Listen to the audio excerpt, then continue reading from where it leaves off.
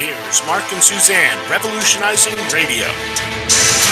That's right. That's what we're about to do for the next hour with you. We're about to revolutionize radio. Welcome to the Mark and Suzanne show. I am Mark, and as usual, she is Suzanne. We're glad you joined us here. We've got a lot to talk about. There's been a lot going on in the last 5 days, and we'll explain it to you throughout the show. But we are glad you joined us because, boy, folks, there's a need for us to think differently about the problems we face. The status quo solutions just are not going to work. And, you know, the reality is, folks, they never could work. This trajectory we're on right now has been set in stone literally for 200 and some odd years. And we are now just suffering under the real pains of it now. And if we don't stop, it's going to get much, much worse. And so that's what we are here to do. We are here to offer solutions. We are here to entertain new ways of thinking about the problem because we actually do need to think differently about this mess we're in. Like I said, I'm Mark. She is Suzanne. Suzanne, how you doing this morning? I'm doing great. Boy, am I ever energized after that weekend we spent in Dallas. We're going to talk about that on the show. I want to thank everybody for joining us, and you can follow us on Facebook. Facebook.com/Cerberus Radio Network, where we defend liberty and freedom from the flames of tyranny. We're doing our best, folks. If you're looking to talk about voting Republican, keeping the House, fighting these Democrats that have now taken the House, getting the Supreme Court, turn the channel. You know, just turn us off right now, unless you have an open mind, because you're just going to think, what's the latest term? We are wingnuts. But really, how sane is it to keep trying to do the same thing over and over again? Vote Republican, vote Republican, vote Republican. 4 election cycles, repeal Obamacare. What happened? Nothing. Nothing's changing. I had a friend contact me, Mark, after the last election results the next morning. I'm so crushed. I'm just devastated. What is going to happen? The Democrats, we lost the House. And I said, calm down. Nothing will change. Nothing will change. We're going to see some people like Maxine Waters use her position of power to exact vengeance on her opponents, whom she considers to be the American people. And she's going to use her position of power on the with her financial seat. And this just goes to show we have a way to take their power away. There's no reason. There's no legal justification for them to have this kind of power over us. But, you know, the insanity, Mark, is people think we need to just fix Washington, D.C. And clearly this weekend showed us that there are other alternatives. And before we went there this weekend, I was just feeling so discouraged, thinking, are Mark and I just 2 lone voices? Jeff here in the background weighing in whenever he can get a word in edgewise. These lunatics out there coming together via technology to spread these bizarre ideas. And what I saw this weekend at the Abbeville Institute Symposium on the revival of nullification and secession, brightest minds I have ever come across are putting forth these ideas. And I got to tell you, when people this brilliant think the same way, I am energized. I really am. I am too. And by the way, I had the wonderful privilege of finally meeting Suzanne in person. And she's as lovely as you all think. And we really had an enjoyable time. Finally, we've been doing this together now for 3 years, I guess, and have never been in the same place at the same time.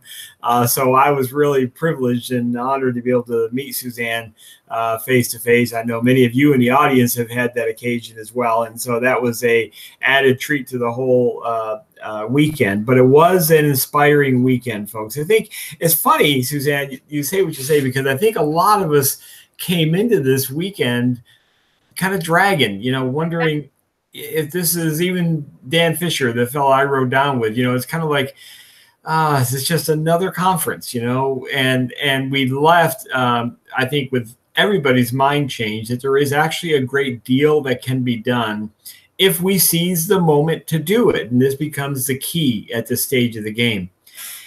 Folks, this weekend, we had a featured number of speakers that were just wonderful. From Michael Bolden over the 10th Amendment Center, obviously, to our good friend Don Livingston, author or editor of the book, we recommend highly on this network that you buy and read. Suzanne's holding it up right there. Rethinking the American Union for the 21st Century. It is an imperative that you buy that book and you read it, because we do have to become well-versed in a different kind of language about the mess we're in. Language is very important, and how we use it will be either a useful tool or a detriment to what we're trying to do. Like Suzanne just described with a friend of hers. But she is just one of millions of people across the country that woke up after the election and now seeing how the election actually may be unfolding and saying, oh, I'm so discouraged. I'm so depressed. I can't believe this has happened. We lost the House and we only maybe picked up one seat in the Senate. I say we loosely. I'm not part of that effort.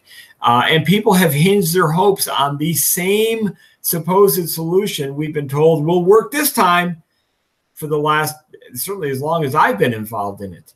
So we have to come up with different language to describe what needs to be done. Now, here recently, I've been using the term peaceful political divorce as a way to describe actually what needs to happen. And what came from this weekend, and we had one speaker there in particular that we all felt like was revolutionary, that he came. His name was Marcus Ruiz Evans. He's the president of Cal Exit, the large effort in California to break California free from the Union, to secede, to politically divorce from the Union. He came with a great deal of trepidation, and he told us all that there were people there in his state that said, you're crazy to go out there. Those wingnuts, as we've been called, they hate you.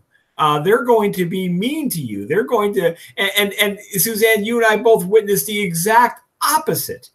He was warmly greeted by everybody, and he was quite stunned. He called me on Monday and said, Mark, I am still processing the emotions of that weekend, because he went in with trepidation. He's a liberal. He's an avowed liberal, and he speaks for literally millions of Californians that are liberal. They have a liberal ideology.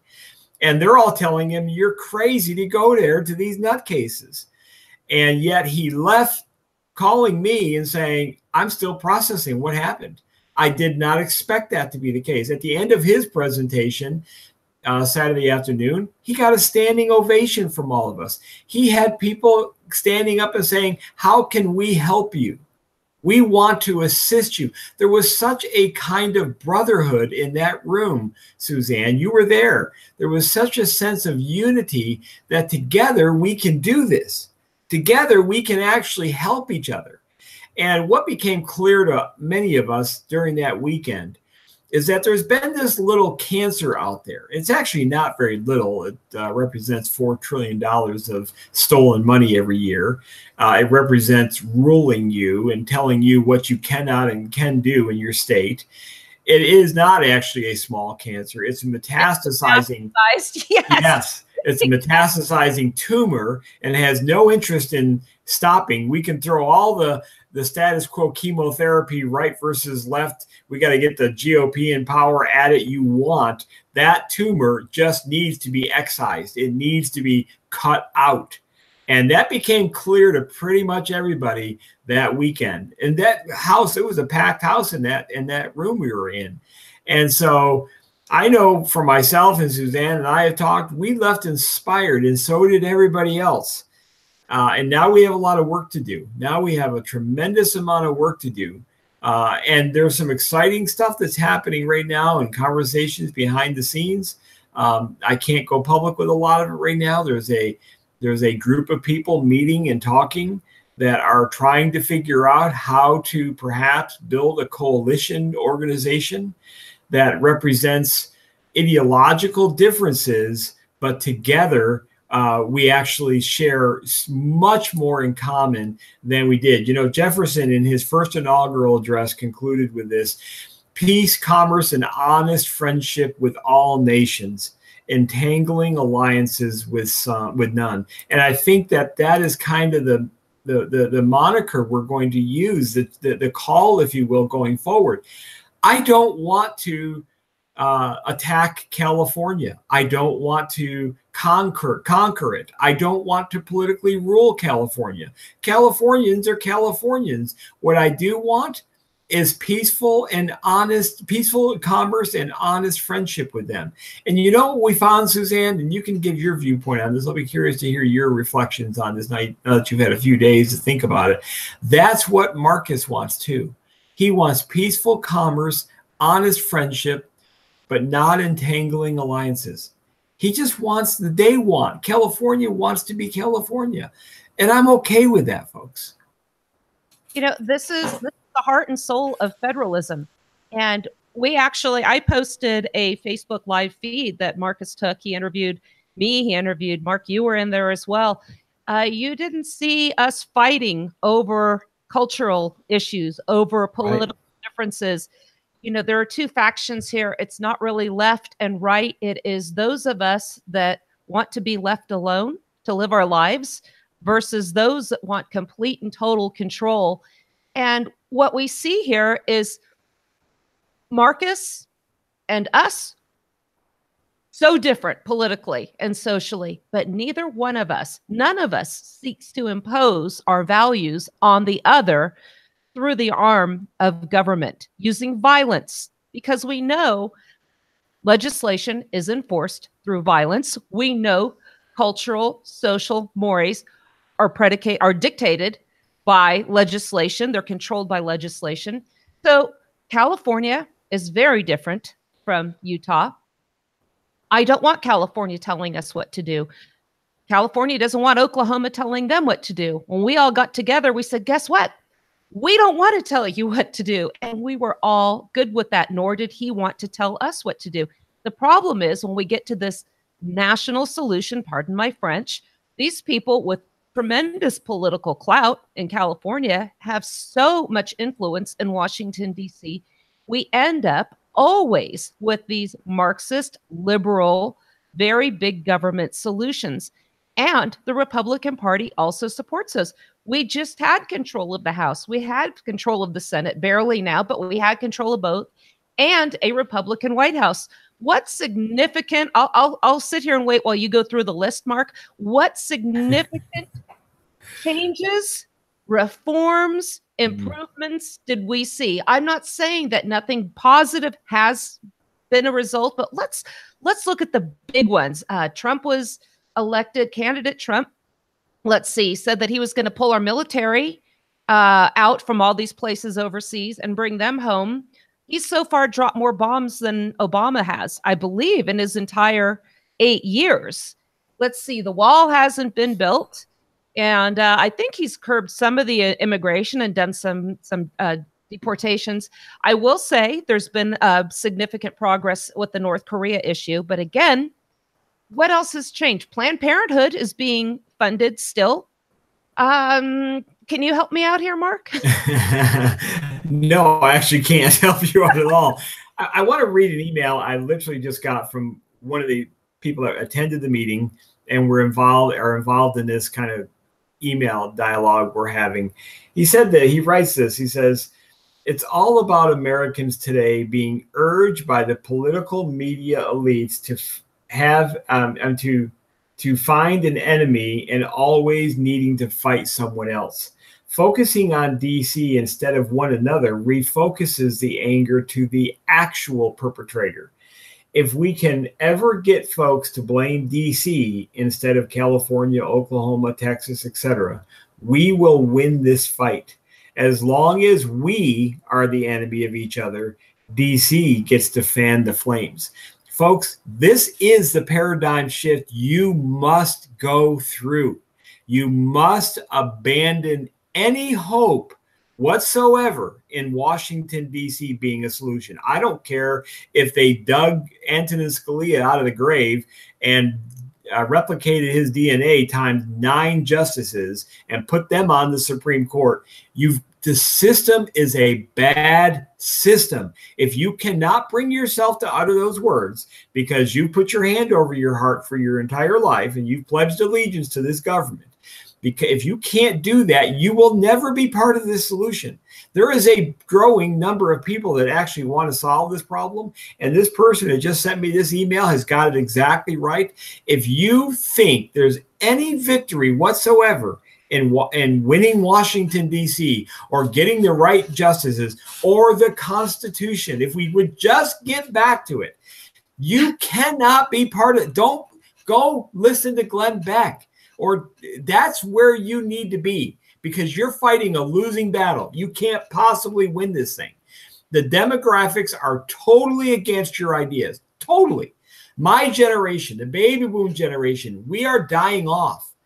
We are the last remnant, if you will, of supposed take back America, and if we could just get back to the Constitution. That every day, thousands of my generation die. That means they don't go to the polls, and they don't support your take back America strategy. The growing demographic, the Gen Xers and the millennials, they don't think that way. I met with some strategists here on Tuesday about this budding idea. They're Gen Xers. They're thinking about this, totally in love with it. Totally in love with this idea of building a coalition of left and right organizations to say the real problem is Washington. I almost get to the point where I don't even want to talk about Washington. I want to make it so irrelevant that it doesn't occupy our thinking at all. And folks, it is possible to do this, but not if you hold out some tiny sliver of hope that if we could just get the right mixture of conservatives. Folks, the liberals right now probably have 300 seats in the House. That's just demographics. That's not me hyperbole. That is just the reality of the large state, California, the large states up in the Northeast, and the upper Midwest. That's just a reality. There's nothing to be emotional about. Those parts of the country have embraced a more liberal idea. And as our good friend, Professor Livingston, talked about over the weekend, there's a real need for a resurgence of culture, that we need to begin to define ourselves by culture, not by allegiance to some stupid entity in that 10-mile square swampland. Because culturally, we are different. Why is it that the majority of the seats are now liberal? Because the Northeast, Upper Midwest, and West Coast is largely liberal. This isn't rocket science. Liberals have a point of view that is contrary to what we might refer to as conservatives. That's fine. It's not fine when the battle to control each other's ideology is done in Washington, D.C. and under something called the Constitution. Folks, if you cannot let go of any hope in there, that's why I don't talk about the Constitution. It's why I mock Washington, D.C. Don has said this to me over the last decade we've known each other. Mark, nothing societal changes until you delegitimize the existing power structure. Well, if there is anything that is easy to delegitimize, this is like shooting fish in a barrel. It is easy to delegitimize Washington, D.C. It is so easy to mock it, to scorn it, to ridicule it, to say it's evil, to say it's bad, to say it hurts people, and to say it steals from people. It is so easy to make that commentary. Sadly, what I hear too often is people saying, well, those darn Democrats, they're the ones that messed up. No, Washington, D.C. has been screwed up for generations, folks. All the way back to 1794 with the Whiskey Rebellion, when the Apostle George Washington mounted his horse and marched 13,000 troops into western Pennsylvania without any authority to do so, any constitutional authority to do so. Guys, stop the delusion. We can live peacefully alongside of each other. Right now, we live peacefully with Canada and Mexico. Right now, the Europeans live peacefully next to each other. That doesn't mean absence of tension. There's always tension when there's people. I have tension in my marriage with my wife. I love my wife to death. She's my favorite person on the planet here. And yet there are days we have tension. But we live in remarkable peace with each other 365 days. Every now and then, there's moments of tension. So when I say we live peacefully next to each other, that doesn't mean Garden of Eden. Come on, folks. You know that's not what I mean. You know I mean absence of killing each other. Right now, Europe, 27 nation states live relatively peacefully side by side within a country, a confederation of 26 cantons. In Switzerland, they live peacefully with each other, even though they're broken up into French, German, and Italian sectors of the country. Why are they so much more grown up than we are? Why are they so much more mature than we are? We can't see. We got to kill us some Californians. No. Mark, I'm guessing that in your union with Patty, you're not living in her situation where she said one day, "I've had it with you, Cresslins, you big dummy." And you said, "Oh, no, you are staying here. In fact, I'm going to smack you around. I'm going to murder your family, burn down their houses, kill all your pets, everything you love. And I'm going to hold a gun to your head every single day. Even if it's hidden, you're going to know it's there if you try to leave." Is that how your union is staying together? Because this is what we, the people, are living under right now. The Constitution is such a great marketing tool. You get the ratings. Sean Hannity said, or did you hear what Mark Levin said? That's when I tune out. I was actually on a AM radio station out here, and somebody called in and started quoting Mark Levin. And when the host said, "Suzanne, did you have anything to say about his comment?" I said, "Honestly, I stopped listening when I heard the words Mark Levin." And you brought up conservatism, and you named Antonin Scalia, the sacred cow, whom I slay on a regular basis in my articles. Remember, Antonin Scalia never took a chance to criticize or try and get away from the incorporation doctrine. He allowed, through his rulings, the 14th Amendment and through incorporation, to systematically dismantle this so-called constitutional republic. And I say so-called because we are not a constitutional republic anymore. We need to get over that. In the medical marijuana case, Raish versus Gonzalez, a woman in California who was being literally kept alive by using medical marijuana, legal in the state of California, state of marijuana, more appropriate. The United States government went in there, the DEA, and raided her home. They pick on the weak. They pick on the defenseless. The sheriff stood by and let it happen. And Antonin Scalia in his ruling said, so long as these government actions are part and parcel of a larger government program, meaning the Controlled Substances Act, which itself was unconstitutional, he's going to uphold these actions. This was Scalia. Scalia is also responsible for incorporating in McDonald the Second Amendment against the states. And this is what I talked about with Marcus, by the way. Oh, one other thing too. Our senator out here, Mike Lee, he's one of the good guys, is seeking criminal justice reform and tweaking the mandatory sentence requirements. And I put on his Facebook page, not like, yeah, maybe he'll see it. I said, the only constitutional reform that you can make is to get out of the business entirely, other than acts of piracy on the high seas, counterfeiting, or treason. You have absolutely no legitimate role in criminal justice other than in those three areas. The states never delegated that.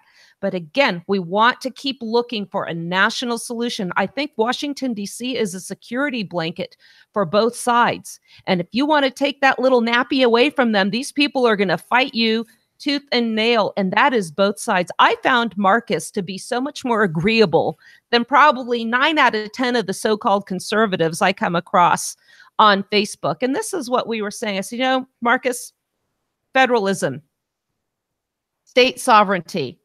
I happen to not like California's gun laws. He does. He told me he does. Good for him. I also don't like Utah's marijuana laws, but that's okay. I like Utah's firearms laws. I like California's marijuana laws. But I said, if we seek one solution for what these laws should be from Washington, D.C., absent nullification, absent secession, we will get the most restrictive in both. You're going to have the most restrictive gun laws and the most restrictive marijuana laws, meaning that it will be prohibited mostly. So you will have less liberty if we seek everything from Washington, D.C., because they simply seek control. It is their default mechanism. How can we control you? They're considering getting out of the criminal, making marijuana criminal. What did Chuck Schumer and Bernie Sanders say about that? Well, we're going to stop making federal laws for marijuana, but we're going to help women and minorities set up their marijuana shop. Just stop. Just butt out. We have seen from the beginning, for example, with the Migratory Birds Act, they justify this by saying, well, we will have to act, the federal government will have to act when the states are incapable of doing so, or they never took this into consideration. Mark, can you please tell me where is the logic in assuming that the founding generation never assumed birds migrated or never knew this? The default is to always say the states are incapable. Here's another one. You said that these other states are, I was told that, well, the states are going to be warring with each other if we have 50 sovereign and independent states. Well, you just refuted that argument. But what about the other one I just came across last night? Russia and China will invade us if we decentralize. Really? Oh, boy, I'll tell you, Suzanne, this is the hard one. And, I'm not going to question Dwight David Eisenhower and his assertion about the vast military industrial complex. Folks, you got to think deeper than you are right now. You just have to stop and think deeper. The vast military industrial complex does have a profit reason to keep us on a war footing all the time. Now, let's just break this down. Now, let's just apply some common sense here. Right now, the great military in China is in possession of one, O-N-E, the number between 0 and 2, aircraft carriers. One. They have about 675,000 military-ready soldiers. That means they're actually competent to fight on the battlefield. Now, it's always touted that they have 19 million soldiers. Yes, they have 19 million people of military age, but competent fighting forces, about 675. Now, I want you to just let your mind's eye wander, and the premier and president of China have decided they are going to attack America. They are going to third generation warfare attack us. Okay, so let's play this out now. They have to call up every naval transport vehicle possible. So they commandeer ships, they trawlers, they commandeer everything. They bring them into port, and they start loading those 675,000 troops onto those ships. Right, that's going to take at least a few weeks to do all that. Right. Now, this is all undetected, of course. Nobody sees any of this happening. This happens like under a big curtain or something. They drape spying on us. That's right. They drape a big curtain over the port, and we don't ever see that they're loading 675,000 troops onto these ferries. But let's say they pull it off, right? Now, they've emptied their country of all of their military defenses and put them on these boats, right? Now, we have 320 million people here. So let's say they start heading for California, right? Now, undetected, of course, the curtain that was over the ports is now over the fleet of, 5,000 ships that are moving across the Pacific Ocean, probably taking 4 or 5 days to get to California. But undetected, we don't see them, right? Suddenly on the horizon pops up these 5,000 ships off the coast of California. And we just say, well, I guess it's over. I guess it's over. We don't stand down. Let's hand over the country. Now, let's imagine how many troops it takes to occupy 50 states with 320 million. Do you think 675,000 is about the right figure you'd want to occupy 320 million people, half of which own weapons themselves? Never mind that we have a military. I guess we just scuttle that. I guess we just say, well, they won. They're on our coast. I guess it's over. So let's not even do anything. Folks, this is California's been invaded, but all of a sudden our United States military is going to mind its own business. Yeah, exactly. This is, folks, this is what you have to really stop and think about when you believe assertions that China's going to attack us. You know how many aircraft carriers Russia has? It's the same number between 0 and 2. 1. Do you know it's a kind of a diesel-powered aircraft carrier? It doesn't work half the time. Rick Carpenter the other day posted on, they would also need a fleet of tugboats to make sure it can get the where it's going. It is a pile of garbage. And again, they have a very small military-capable army.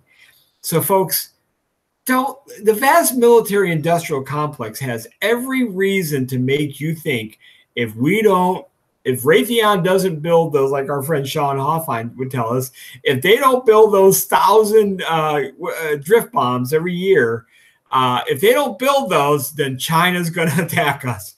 And what did he tell us? Those cost like $1 million a piece or something, and they spend $100 million a year just building those, and half of them end up in the bottom of the Atlantic during test runs. Folks, you got to just stop and think through the logistics of feeding 675,000 people on the way across the ocean. When they get here, they got to feed them. They got to give them blood transfusions when they get shot. They got to bring a whole medical corps with them. We're not just going to stand down. We're not just going to say, oh, we give. We're going to fight back because it's never going to happen. Logistics played a huge role in our victory over the greatest military might in the world. Logistics, they had us outmanned, they had us outgunned, everything but logistics. They couldn't do the staying power of occupying. Andrew, our good friend Andrew, is listening live, which is a really nice treat since he... Hello, Andrew. And this is what he has to say. They didn't invade for the U.S. resources in their entirety. Why would they invade for 1/50th of that prize? You know, quite honestly, if we keep going the route we're going, I see our government selling out our resources to pay off the debt. Let's say they did that and paid off the debt in its entirety. They'd start it all over again. They can't help themselves. I just saw they spent $1,200 on a coffee cup. I know, I saw that. Money means nothing to them. What do we try to teach our children? Earn your money so you will appreciate what you have. They take it from us. They haven't earned it. They feel they're entitled to it. Sure. And then they throw it away. People work almost half the year, probably more than half, way more than half. If you think every interaction we have is taxed. Everything. And what do they do with that money?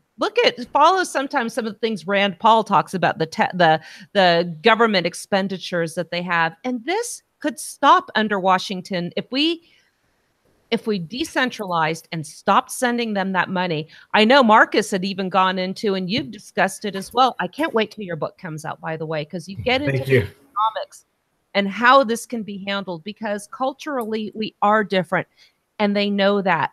That's why they attack us and try to marginalize us by the labels of extremism. Michael Bolden, in an article that came out, a hit piece, I'm not going to mention their name because I don't want to give them any kind of advertising whatsoever. They called Michael Bolden a political extremist. What is extreme to you? Respecting the rights of people to be governed by those to whom they've consented to be governed by, or to have 320 million people ruled by megalomaniacs from afar, who also come up with laws that say, if you think you want to petition us or gather peacefully to redress grievances, we're passing a law out here in our nation's capital saying that you can't do it where we can see you. And they get away with this. I know. Who's the extremist? Who is the extremist? Folks, this is the paradigm shift that needs to happen. The opponent of freedom is Washington, D.C. If you can't see that, you're not going to be an effective voice in this upcoming rhetorical fight we're headed into. This is the power of coalition, quite honestly, because Think Progress and whomever else wants to attack this coalition has to attack a fellow liberal, Marcus. And there will be others that join this coalition because, you know, we found out not all liberals hate us. They just want to be left alone too, like we want to be left alone. Who is the entity that never leaves us alone? who is the entity that every day, as Suzanne just pointed out, you get to interact with through some taxation they believe they have the right to? Folks, this is so, and why would you pledge allegiance to this? Why would you say this is the greatest thing since sliced bread?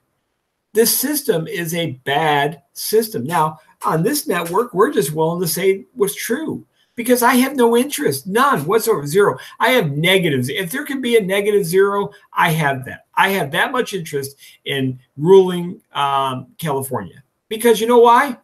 I don't live in California. I live in Oklahoma. See, we've lost our identities, Suzanne. This idea of American has trumped the idea of the state you live on. You're a Utonian, whatever you guys call yourselves. I'm an Okie. That's kind of the slang for who we are here in Oklahoma. Texans never lost their identity. Dwayne Stovall will still say, I'm a Texan. He won't say he's an American. When he says it too, doesn't he? Gosh, what's that? He sounds so good when he says it. Yes. Dwayne Stovall is going to be having an announcement, and I think you and I know what it is. It's going to be on November 17th. So follow Dwayne Stovall, Stovall for Congress, I believe it's called, or Senate. And Saturday, I believe his announcement. We'll post a link for that so you can hear what he has to say. You know, I'm really tired of hearing this also when out here we had Mitt Romney running for United States Senate. I did not vote for him, and I was chastised for voting for the man I felt was best for the job, and his name was Craig Bowden. He was a libertarian candidate. I don't know. I don't like labels, but that's the label. You know, that's the party he was running for. And the alternative, what you hear is people say, well, would you rather have a Democrat in that seat? Well, what's the difference? Here, the whole battle is about Supreme Court justice appointments, federal judiciary appointments. We don't need to surrender our principles so we can have these people to fight that battle. You're laughing at something. What are you reading? I'm sorry. I'm just reading comments I'm getting from people about what we're saying. And it's just funny because people are clearly getting that Washington, D.C. is the problem. I'm looking up down into the camera so I can see what you're reading. So it's just fun to see people are figuring out what we've agreeing on. Washington's the problem. And if you're going to engage, you know, I have a military background.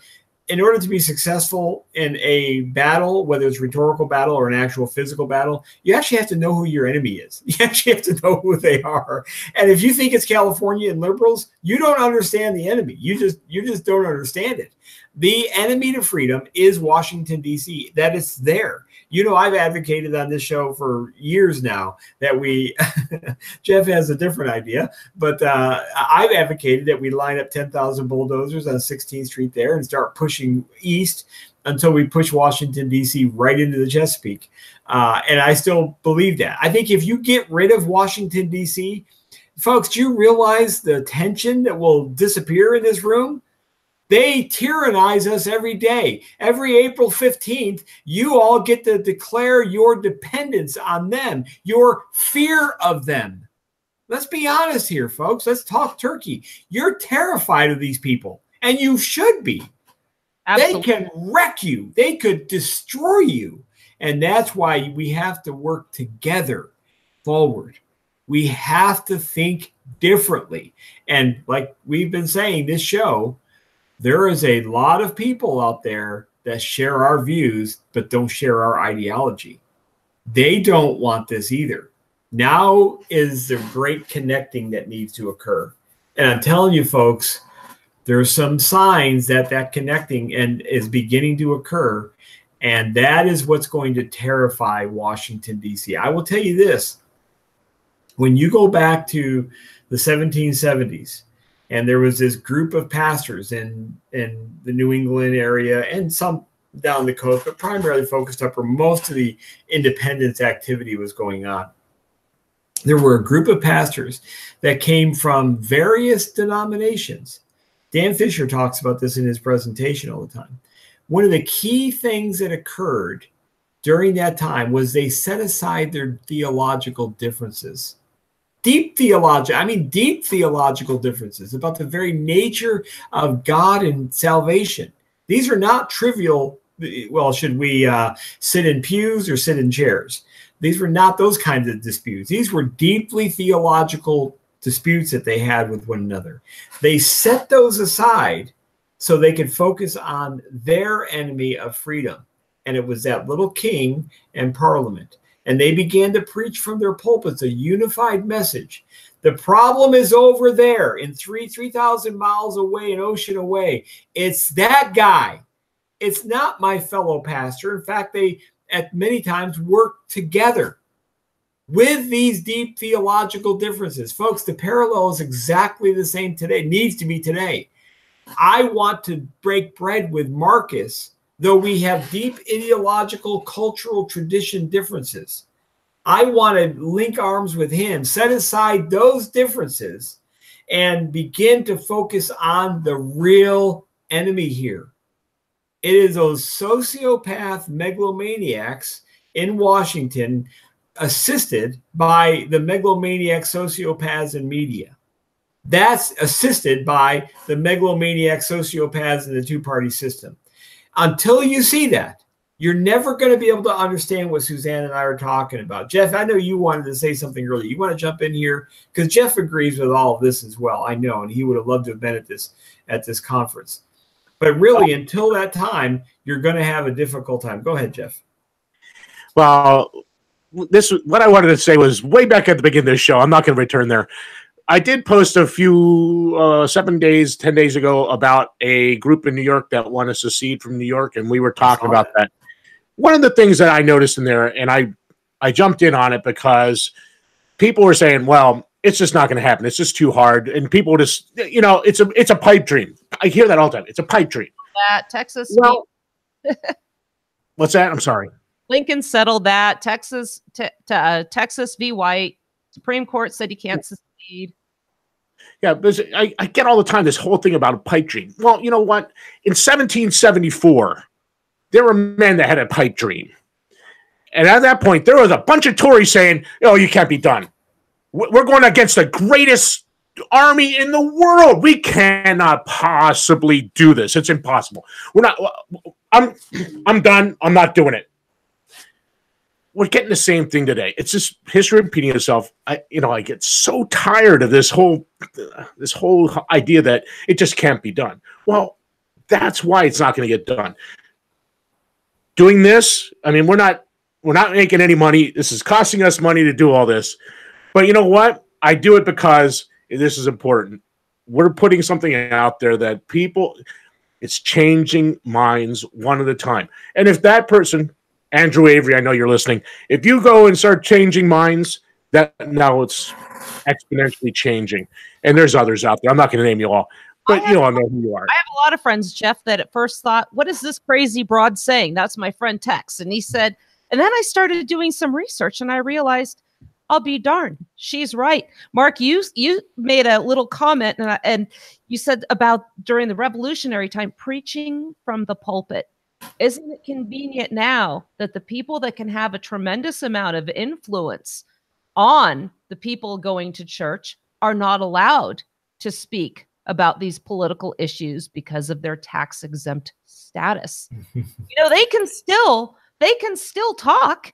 They can do this. They just have to pay their taxes if they do it. What's more important, keeping some money in your pocket or really trying to make a change that ultimately will allow us to stop the American Holocaust? Nope, we're going to keep that money. Nope, we're not paying those taxes, so we will just zip it and quit it. No. This was the first time I'd gotten to meet Dan Fisher as well. And what an amazing man he is. What an amazing message. And he said something as well. When I mentioned the other day on a commentary a friend of mine had about somebody complaining about government. And I also mentioned the American Holocaust. Stop trying to ram your religion down our throat. Our good friend Andrew, he's secular. He sees the inhumanity of what's going on in this country. This is not a Christian issue. This is a humanity issue.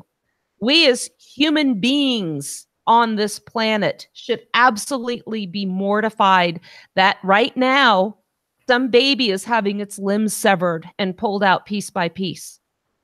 2% of people in the last polls in this election said abortion was a crucial issue, was something that mattered to them. Yeah. Because we are so busy fighting over all this other stuff. This is the great hypocrisy of claiming we're a exceptional union. Exceptional countries don't murder their children. They just don't. So we got to stop using those phrases, even though they may make us feel good. We just have to stop. We have to actually be leaders. You know, Jesus said, and again, this is a principle. I'm not claiming Jesus said exactly what I'm about to say. But he said, you cannot pour new wine into old wineskins. Old wineskins in this context represents the status quo thinking. New wine into old wineskins burst. They rupture. They can't handle the new wine. You must pour new wine, new ideas like we're talking about here, into new wineskins. We need a new generation of leaders to emerge. We got to sweep the old ones off. They have failed us. The old generation of leaders have just failed us. And okay, that's fine. It's fine to admit that we have a problem like that. But we cannot admit we have a problem without at least offering solutions. Now, when I say new leaders, I don't necessarily mean they have to be 20. There may be some 60-year-old new leaders out there. You're prepared to think about this problem differently. You're prepared to stop arguing for, let's take back America, or if we could just get the GOP into power, blah, blah, blah, blah, blah. You're prepared to stop those arguments, and you're prepared to embrace new arguments that really are not that new. They come from a document that we're all familiar with, that we all need to become much more familiar with, the Declaration of Independence. I wrote a document. I'm going to put it up here at some point, Suzanne, probably on the Cerberus Radio Network. It's in my book that will soon be published. And I take the Declaration of Independence and I break it into 9 general principles that they're arguing in this document. The first principle must be, and you really just can't gloss over this, you've really got to stop and ponder this. There is no United States of America without the Declaration of Independence. Without those most important words, those 15 most important words that governments derive their just power from the consent of the governed. There is no United States without those words. They fought the war. They bled, lost limbs, property, family members on battlefields across the Northeast, down the East Coast. They fought that war for those words, those ideas. And we dishonor their sacrifice when we pledge allegiance to a government that does the exact opposite of those words. Because the reality is, not only do conservatives not consent to what Washington, D.C. does, we have found out now, Suzanne, many, many liberals don't either. And so if both sides are not consenting to this government, why do we think we should stick with it? They didn't, because fundamentally they did not consent to the king's rule over them. He was passing edicts. The parliament was passing acts upon the colonists. And at some point, they got together and said, we don't consent to this. A very Lockean these are new ideas that are developing out of the Enlightenment.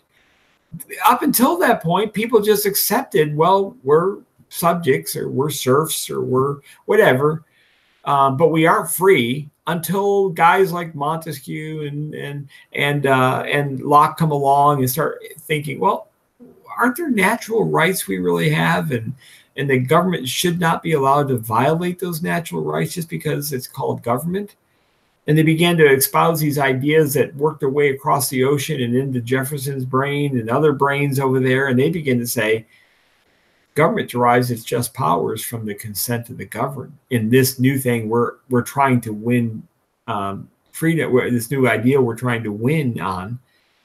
they began to promote an idea, and it won. At the end of the day, they got free. Folks, that's all we're saying here. We're not creating a new idea. Mark Kreslin's ain't that smart.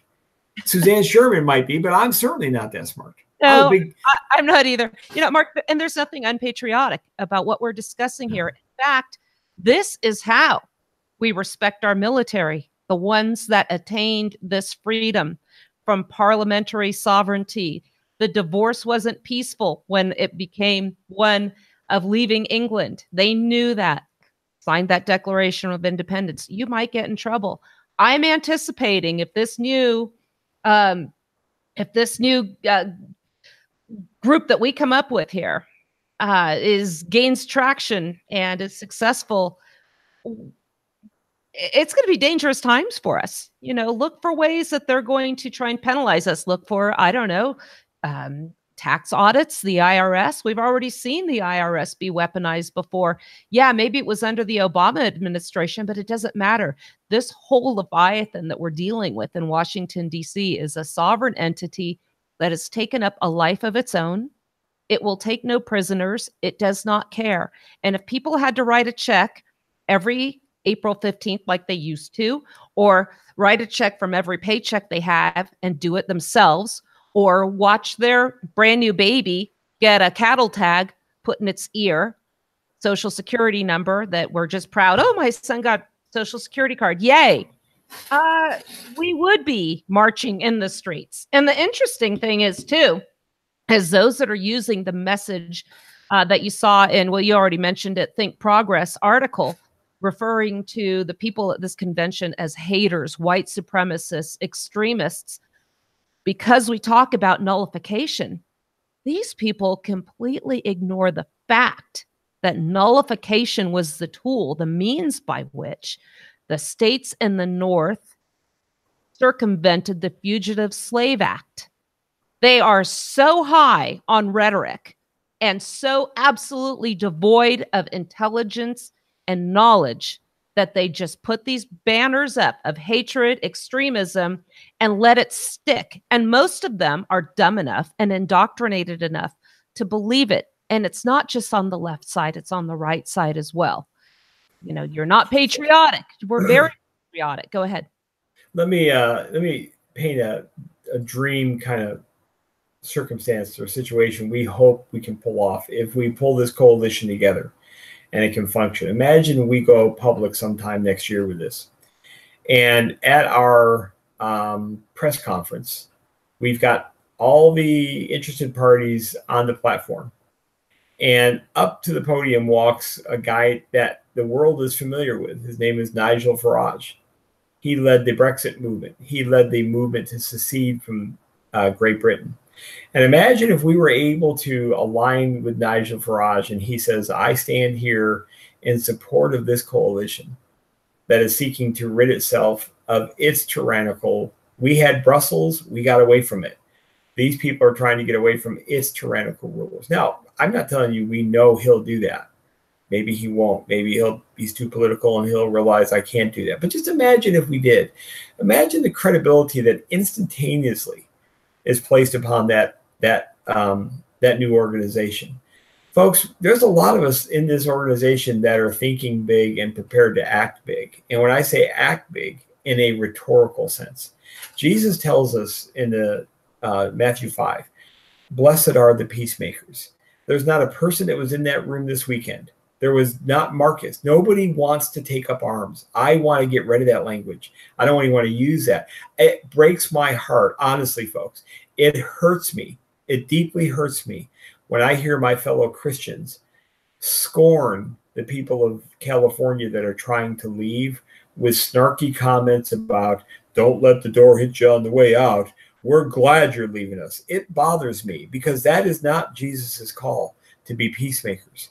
I went up to Marcus and I put my arm around him and I said, man, I love you and I love that you're here and we want you to succeed. And I want to do whatever I can to help you. I just hope that when you're successful, you'll keep your borders open so that my family can come out there and be with your family and look at the ocean and look at the beautiful agriculture out there, enjoy the eclectic food out there, enjoy the rich culture that is out there, enjoy the wine that comes from your northern wineries.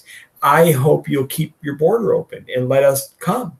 And we hope you'll come out here to California or to Oklahoma, and you'll sit down at Cattleman's and you'll have a steak with us, and you'll enjoy the fruits of our heritage here. You'll visit the Chickasha or the Chickasaw tribe center, and you can see their rich history. We hope you'll come out here, folks. He smiled as big as you could see. He that's what these people want. It's just the megalomaniacs, sociopaths that control government in Washington and in media that want us to hate each other.